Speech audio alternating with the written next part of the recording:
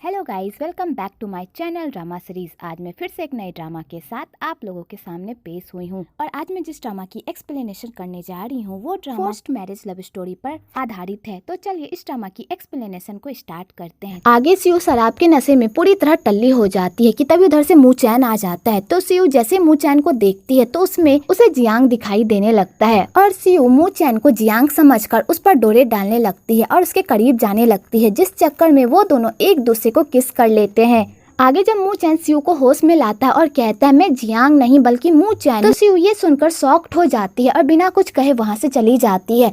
आगे सीयू अपना चेहरा किसी को दिखाने लायक नहीं रहती तो वो उस घर से भागने का प्लान बनाती है, लेकिन जियांग उसे पकड़ लेता है। इधर मू चैन जियांग और सीयू को एक साथ देखकर जल के भून रहा होता है और उसे लगता है कि सीयू जियांग के प्यार में पागल हो गई है, इसलिए वो उसे पटाने की कोशिश कर रही है और वो ये बात सोच सोच कर पूरी तरह पगला रहा होता है। इधर सीयू भागने की कोशिश कर रही होती है पर जियांग उसे भागने ही नहीं दे रहा होता है। तो सीयू कहती है मैं तुम्हारे घर में नहीं रहना चाहती, ना ही तुमसे शादी करना चाहती हूँ, प्लीज मेरा पीछा छोड़ दो और मुझे यहाँ से जाने दो। तो जियांग जैसे ये सुनता है कि सीयू को उससे शादी करने में जरा सा भी इंटरेस्ट नहीं है और ना ही उसे पैसों का लालच है, तो उसके खुशी का कोई ठिकाना ही नहीं रहता और उसे समझ में आता है कि उसने सीयू को गलत समझा है। तो जियांग सीयू को कहता है तुम यहाँ से जाना चाहती हो ना, तो मैं खुद तुम्हें यहाँ से बाहर लेकर जाता हूँ। आगे जियांग सीयू को उस घर से बाहर छोड़ देता है और जाने से पहले सीयू से प्रॉमिस लेता है कि वो कभी भी इस घर में दोबारा लौटकर नहीं आएगी। तो सीयू भी प्रॉमिस कर देती है कि वो कभी भी इस घर में दोबारा लौटकर नहीं आएगी। आगे सीयू जाकर होटल में ठहरती है तो वहाँ पर साउ की चमची उसे देख लेती है।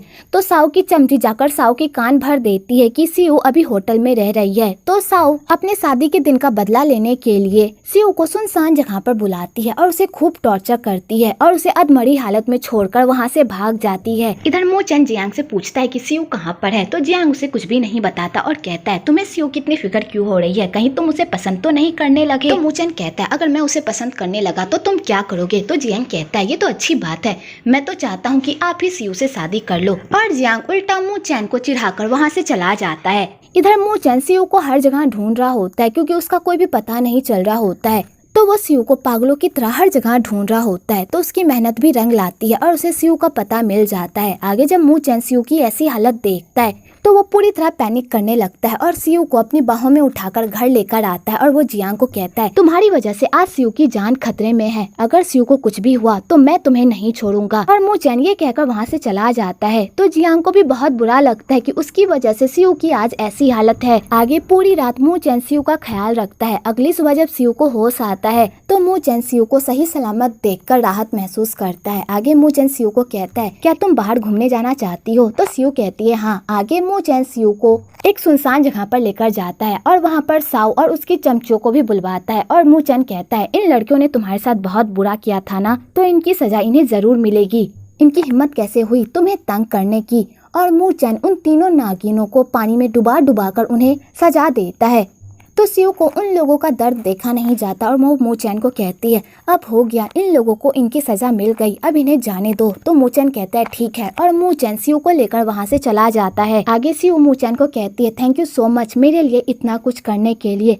जब मैं छोटी थी तभी मेरे पेरेंट्स गुजर गए थे, उसके बाद सारे गाँव वाले मुझे हमेशा चिढ़ाते रहते और हमेशा मुझे तंग करते रहते और अपना काम भी मुझसे ही करवाते थे और मैं चुपचाप उन लोगों के सारे काम क्या कर देती थी क्योंकि मेरे आगे पीछे कोई भी नहीं था। लेकिन आज मुझे ऐसा लगा कि मेरे पीछे भी कोई है, अगर मेरे साथ कुछ भी बुरा होता है तो मेरे पीछे भी कोई है जो मेरा बदला लेने के लिए आगे आएगा। मुझे ये सब देखकर बहुत ही अच्छा लगा। तो मू चैन ये सब सुनकर इमोशनल हो जाता है और वो सीयू को गले लगा लेता है और कहता है क्या तुम मुझसे शादी करोगी। तो सीयू जैसे ये बात सुनती है तो उसकी खुशी का तो ठिकाना ही नहीं रहता। लेकिन जब आगे मू चैन बताता है कि ये शादी बस एक कॉन्ट्रैक्ट मैरिज होगी, जब तक उसे अपने दादा का बिजनेस नहीं मिल जाता तब तक उसे उसके साथ उस कॉन्ट्रैक्ट मैरिज में रहना होगा। तो सीयू ये सुनकर पूरी तरह शॉक्ड हो जाती है और कहती है तुम ये क्या कह रहे हो। तो मू चैन कहता है जब तक तुम्हारी शादी हमारे खानदान में नहीं हो जाती तब तक दादाजी तुम्हारा पीछा नहीं छोड़ेंगे और वैसे भी तुम आज़ाद होना चाहती हो और फ्रीली अपनी लाइफ जीना चाहती हो, तो तुम्हें इससे अच्छा ऑफर नहीं मिलेगा। तुम मुझसे शादी कर लो और जैसे ही मेरे दादाजी का सारा बिजनेस मेरे हाथ में आ जाएगा वैसे ही मैं तुम्हें डाइवोर्स दे दूंगा और उसके बाद तुम अपनी लाइफ फ्रीली जी पाओगी। तो सीयू को ये सब सुनकर बहुत ही बुरा लगता है और बेचारी का दिल भी टूट जाता है, पर वो कुछ भी नहीं कहती और मू चैन के इस दिल को मान लेती है। तो मूचैन जैसे ये सुनता है उसके खुशी का तो कोई ठिकाना ही नहीं रहता। आगे मूचैन और सियू सीधा दादाजी के पास जाते हैं और मूचैन दादाजी को बता देता है कि वो दोनों एक दूसरे से प्यार करते हैं और वो दोनों एक दूसरे से शादी करना चाहते हैं, इसलिए वो उन दोनों को शादी करने की परमिशन दे दे।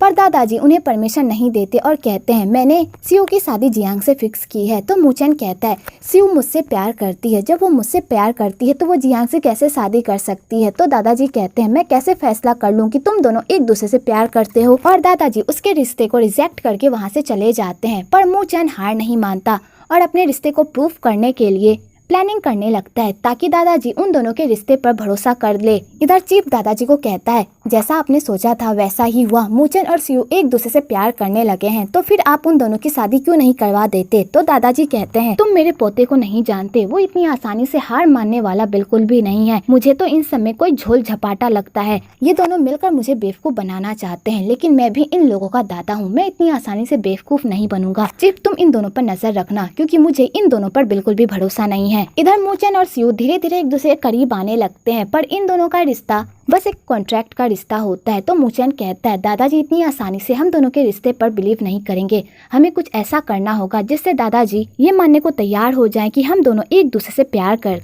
आगे मूचैन वैई की हेल्प लेता है ताकि वो एक लवी डबी कपल बनकर अपने दादाजी के सामने पेश कर सके और दादाजी को भरोसा हो जाए कि वो दोनों सच में एक दूसरे से बहुत प्यार करते हैं। तो वही को उन दोनों का करीब आना बिल्कुल भी पसंद नहीं आता और उसे बहुत जलन होती है। आगे वही मूचैन से अपने दिल की बात कर देती है और कहती है मैं तुमसे बहुत प्यार करती हूँ, क्या तुम मुझे एक मौका नहीं दे सकते। तो मूचैन कहता है तुम भी जानती हो कि मैंने तुम्हें कभी भी उस नज़र से नहीं देखा, मैंने बस तुम्हें एक रिलेटिव के नज़र से देखा है। हाँ जरूर हम दोनों के रिश्ते की अफवाह उड़ी थी ताकि मैं तुम्हें प्रोटेक्ट कर सकूं, लेकिन इसके अलावा हम दोनों के बीच कुछ भी नहीं हो सकता। मेरी बात को समझो वही, तुम्हारी भी लाइफ में कोई ऐसा लड़का आएगा जो सिर्फ तुमसे प्यार करेगा, तुम्हारी केयर करेगा, तुम्हारी परवाह करेगा, लेकिन वो लड़का मैं नहीं हूँ वही। तो वही ये बात सुनकर तो पूरी तरह टूट जाती है और कहती है थैंक यू सो मच मुझे आईना दिखाने के लिए, और वही ये कहकर वहाँ से चली जाती है। दूसरी तरफ दादाजी को भी उन दोनों के रिश्ते पर यकीन हो जाता है, पर दादाजी उन दोनों के रिश्ते को एक्सेप्ट करने के लिए उन दोनों के सामने एक डील रखते हैं। तो मूचैन कहता है आखिरकार आप हम लोगों से क्या चाहते हैं दादाजी, प्लीज बताइए। तो दादाजी कहते हैं अगर तुम सच में सियू से शादी करना चाहते हो तो इस प्रोजेक्ट को कंप्लीट करो, जैसे ये प्रोजेक्ट कंप्लीट हो जाएगा मैं तुम दोनों की शादी करवा दूंगा,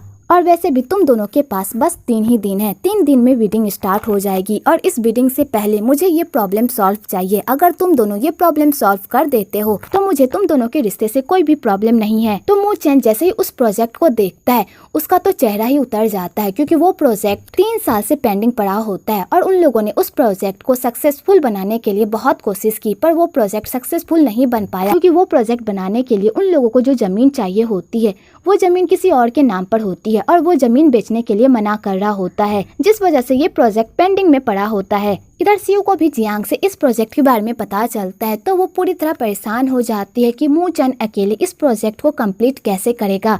तो जियांग भी इसमें सियू की हेल्प करता है, उसे एक एड्रेस देता है जहाँ पर वो बंदा रहता है जिसका वो जमीन रहता है। तो सियू और मूचैन दोनों मिलकर उस बंदे से मिलने के लिए जाते हैं और उन्हें मनाने की बहुत कोशिश करते हैं, पर वो बंदा अपनी जमीन को बेचने से मना कर देता है, क्योंकि उस जगह से उसकी बहुत सारी यादें जुड़ी होती है और वो अपनी यादों का सौदा नहीं करना चाहता। आगे सियू भी हार नहीं मानती और वो मिस्टर लू का दिल जीतने के लिए उनके साथ फिशिंग करती है और उन्हें अपनी बातों से इस तरह मनाती है कि मिस्टर लू भी धीरे धीरे सियू की तरफ अट्रैक्ट होने लगते हैं। एक्चुअली मिस्टर लू का एक और कारण होता है सियू की तरफ अट्रैक्ट होने का। मिस्टर लू जिस लड़की से प्यार करते थे वो लड़की बिल्कुल सियू की तरह दिखती थी, जिस वजह से मिस्टर लू को सियू की बातें अच्छी लगने लगती है। आगे मिस्टर लू उन लोगों को अपने साथ फेस्टिवल मनाने को कहते हैं, तो वो लोग मिस्टर लू के साथ रहकर फेस्टिवल मनाते हैं। आगे मूचैन सियू को अपने पेरेंट्स के बारे में बताता है कि 10 साल पहले जब न्यू ईयर की इवनिंग थी, उसी दिन मेरे मॉम डैड की मौत पानी में डूबने से हो गई थी, जिस वजह से मुझे हमेशा पानी से डर लगता था। मैं कभी भी बीच पर आना नहीं चाहता था, लेकिन मेरे दादाजी हर न्यू ईयर की इवनिंग मुझे बीच पर लेकर आते और मुझसे वो काम करवाते जो मैं नहीं करना चाहता, क्योंकि दादाजी का मानना था जियांग फैमिली का वारिस डरपोक नहीं हो सकता और डर के आगे ही जीत है। दादाजी हमेशा अपनी मर्जी दूसरों पर थोपते हैं क्योंकि उन्हें लगता है कि यही सही है, पर उन्हें ये नहीं पता कि वो बस अपनी मनमानी कर रहे हैं। तो सियू को मूचैन का पास्ट जानकर बहुत ही बुरा लगता है। आगे सियू मिस्टर लू को मनाने की एक और कोशिश करती है और मिस्टर लू को बताती है कि दादाजी ने हमारे सामने एक शर्त रखी है कि अगर ये प्रोजेक्ट सक्सेसफुल नहीं नहीं हुआ तो वो हम दोनों की शादी होने नहीं देंगे। हम दोनों एक दूसरे से बहुत प्यार करते हैं मिस्टर लू, प्लीज हमारी हेल्प कीजिए। तो मिस्टर लू उन दोनों की लव स्टोरी को सुनकर पूरी तरह इमोशनल हो जाते हैं और उन्हें अपनी लव स्टोरी बताते हैं और कहते हैं मैं भी एक गाँव की लड़की से प्यार करता था और वो भी मुझसे बहुत प्यार करती थी, लेकिन मेरी फैमिली बीच में आ गई जिस वजह से हम दोनों को एक दूसरे से बिछड़ना पड़ा। लेकिन मैंने कभी भी हार नहीं मानी। जैसे ही मेरा सारा बिजनेस मेरे कमांड में आया तो मैंने उसे ढूंढने की बहुत कोशिश की, लेकिन बाद में मुझे पता चला कि उसने एक मछुआरे के साथ शादी कर ली है और उसकी एक प्यारी सी बेटी भी है और वो दोनों अपनी लाइफ में बहुत ही खुश हैं। लेकिन मैंने फिर भी कोशिश की उससे मिलने के लिए, लेकिन कुछ सालों बाद मुझे पता चला कि उसकी मौत हो चुकी है जिस वजह से मैं उससे नहीं मिल पाया और इसी बात का रिग्रेट पूरी जिंदगी मुझे रहेगा। लेकिन मैं तुम दोनों के साथ ऐसा होने नहीं दूंगा, मैं तुम लोगों के साथ काम करूंगा। तो मूचेन जैसे ये सुनता है उसकी खुशी का तो कोई ठिकाना ही नहीं रहता और वो दोनों खुशी के मारे एक दूसरे को किस कर लेते हैं। आगे वो दोनों खुशी खुशी जा ही रहे होते हैं कि तभी उधर से एक गाड़ी सीयू को धक्का मारने के लिए आ रही होती है, लेकिन बीच में मूचेन आ जाता है और उसे चोट लग जाती है। आगे वो लोग उसे हॉस्पिटल लेकर जाते हैं और उसका ट्रीटमेंट करवाते हैं। दूसरी तरफ चीफ दादाजी को आकर बताता है कि मूचेन का एक्सीडेंट हो गया है। तो दादाजी ये बात सुनकर परेशान हो जाते हैं। तो चीफ दादाजी को इतना परेशान होता देख उनसे पूछता है कि आखिरकार क्या बात है। तो दादाजी बताते हैं कि मैंने कभी भी नहीं सोचा था कि मूचेन का एक्सीडेंट हो जाएगा। तो चीफ जैसे ये बात सुनता है उसके तो होश ही उड़ जाते हैं और वो दादाजी को कहता है क्या आपने सायू का एक्सीडेंट करवाने की कोशिश की है? लेकिन क्यों? आपने इतना कुछ उसके लिए किया है, फिर ये सब क्या चल रहा है? आखिरकार आपके दिमाग में क्या चल रहा है? मुझे आपसे ऐसी उम्मीद नहीं थी कि आप इतनी बड़ी बेवकूफ़ी करेंगे। और यहाँ पर इन दोनों में बहस हो जाती है। आगे दादाजी मूचेन से मिलने के लिए जाते हैं और कहते हैं तुमने बहुत ही अच्छा काम किया, इसके आगे की जिम्मेदारी तुम मुझ पर छोड़ दो और तुम आराम करो। कि तभी वहाँ पर सीयू आ जाती है। तो सीयू को दादाजी का बिहेवियर थोड़ा अजीब लगता है। तो सीयू दादाजी को बाहर छोड़ने के लिए जाती है। तो दादाजी उसे बहुत ही अजीब तरह से देखते हैं। तो सीयू कहती है दादाजी क्या आपको मुझसे कुछ कहना है? तो दादाजी कहते हैं मैंने तुम्हारा घर बनवा दिया है, इसलिए एक बार जाकर उसे देख लेना कि वो तुम्हारे मन लायक बना है या नहीं। तो सीयू कहती है ठीक है और दादाजी ये कहकर वहाँ से चले जाते हैं। आगे सीयू मूचेन को भी ये बात बताती है कि आज मुझे दादाजी का बिहेवियर थोड़ा अजीब लगा। तो मूचेन कहता है तुम दादाजी को जानते ही कितना हो, वो हमेशा इसी तरह बिहेव करते हैं, इसलिए इस बात पर ज्यादा ध्यान मत दो। आगे मूचेन और सीयू अपनी शादी की तैयारियां करने लगते हैं। वो लोग वेडिंग प्लानर के पास जाते हैं कि वो लोग कैसी शादी चाहते हैं। उसके बाद सीयू अपना वेडिंग ड्रेस ट्राई करने के लिए जाती है और साथ में सीयू मूचेन के लिए भी वेडिंग ड्रेस चूज करती है। आगे वो दोनों साथ में बहुत ही अच्छा टाइम स्पेंड करते हैं। वह सीयू को लगता है ये सब एक नाटक है जो कुछ दिनों तक ही चलेगा, क्योंकि मूचेन उससे प्यार नहीं करता।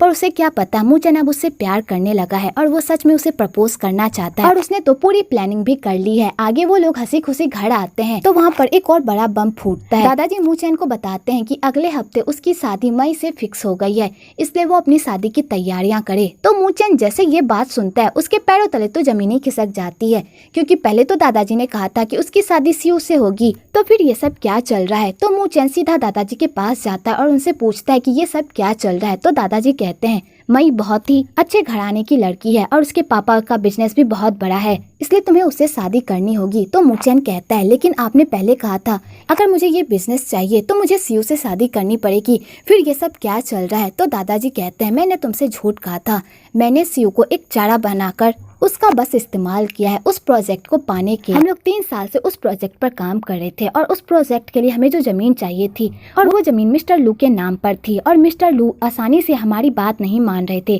और ना ही वो जमीन बेचने को तैयार थे, इसलिए मैंने उनके बैकग्राउंड के बारे में पता लगाया। तो मुझे पता चला कि मिस्टर लू एक लड़की से बहुत प्यार करते थे और उसी लड़की की वजह से मिस्टर लू ने आज तक शादी भी नहीं की।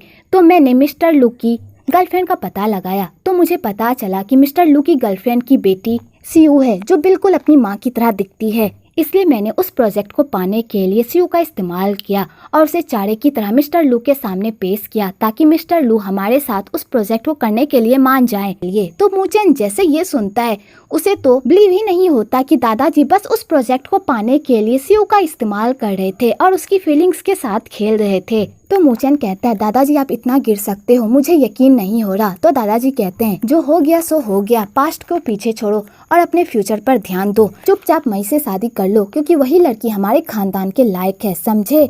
तो मूचन अपने दादाजी से लड़ाई करके बाहर चला जाता है कि तभी वहाँ पर उसकी मुलाकात सियू से हो जाती है और सियू ने दादाजी और मूचन की सारी बातें सुन ली होती है। तो मूचन को समझ में नहीं आ रहा होता है कि वो सियू को कैसे समझाए।